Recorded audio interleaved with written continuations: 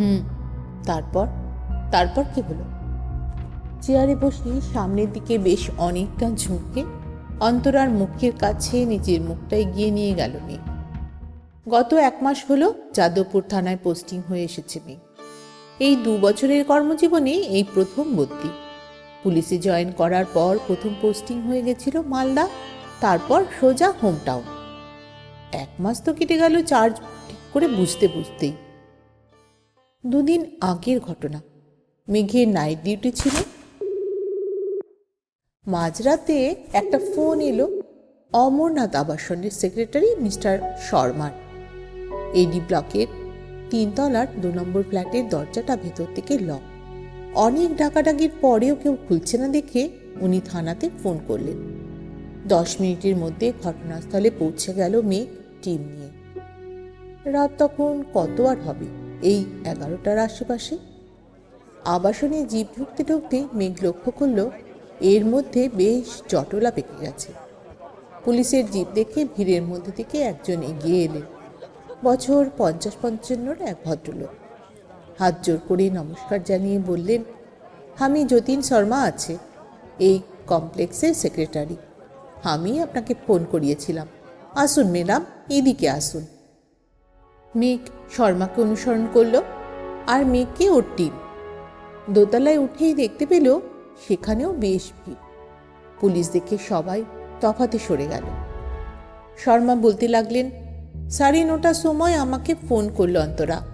বলল যে ও ফ্ল্যাটের চাবি না নিয়েই আজ বের হয়েছিল। রাতে ফিরে এসে ডোর বাজালো, তবু দরওয়াজা খুলল না। অনেক ডাকাডাকি করলো, আশেপাশে ফ্ল্যাটের সকলে ডাকলো। সবাই অনেকক্ষণ ডাকলো কিন্তু সাড়া পাওয়া গেল না। ফির আমাকে ফোনে সব বলল। আমি এসে ডাকলাম কিন্তু কোনো লাভ হলো না, তো আমি থানামে ফোন করিয়ে দিলাম। শর্মার কথাগুলো শুনতে শুনতেই মেঘ মাথা ঘুরিয়ে এদিক ওদিক দেখছিল। তখনই দেখতে পেল একটা মেয়ে 3 তলায় ওঠার সিঁড়িতে বসে রয়েছে। চোখে মুখে একটা বিধ্বস্ত ছাপ ফুটে উঠেছে। বয়স কতবার হবে মেয়েটার, দেখে মনে হচ্ছে বড়জোর 22-23। গায়ের রং একটু চাপা বটে, তবে চটক আছে। সারাদিনের শেষে মলিন মেকআপ, কালো জিন্স আর লেমন ইয়েলো কালারের শার্ট, কোলের উপর রাখা একটা ব্যাগ, হাতে মোবাইল, চুলের সামনের দিকটা পাফ করা, আর পেছনে একটা হর্সটেল চুপ করে বসে আছে। চোখে মুখে একটা থমথমে ভাব। পুলিশ দেখে আরো বেশি ঘাবড়ে গেছে মনে হয়। আজ চাবি নিয়ে যাননি কেন? মেঘের প্রশ্নে একটু চমকে উঠল অন্তরা। আমতা আমতা করে যা বলল তা এই রকম, প্রতিদিনের মতো আজও সে সকাল 9:30টায় অফিস যাবার জন্য রেডি হচ্ছিল।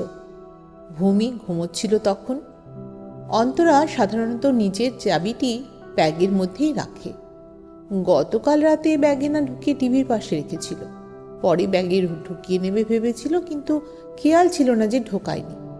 দরজা অটোলক সিস্টেম। ঘর থেকে বের হওয়ার মুখেই অফিস থেকে একটা জরুরি ফোন আসলে কথা বলতে বলতেই বেরিয়ে যায়। পরে বাসের ভাড়া দেওয়ার সময় ব্যাগে দেখতে পায় চাবিটা নেই। তখন সে ভূমিকে ফোন করে বলে যদি ও কোথাও বেরোয় তবে পাশের ফ্ল্যাটে যেন চাবিটা রেখে যায়। টিভির পাশেই হয়তো চাবিটা রাখা আছে। তারপর সারা দিন আর কোনো কথা হয়নি ভূমির সঙ্গে। রাতে ফিরে এসে প্রথমে ডোরবেল বাজায়। কোনো আওয়াজ না পেয়ে পাশের ফ্ল্যাটে চাবির খোঁজ করলে তারা জানান ভূমিকে সারা দিন তারা দেখেননি। তখন আবার এই ফ্ল্যাটের দরজায় নক করা, বেল বাজানো, ডাকাডাকি প্রভৃতি চলে।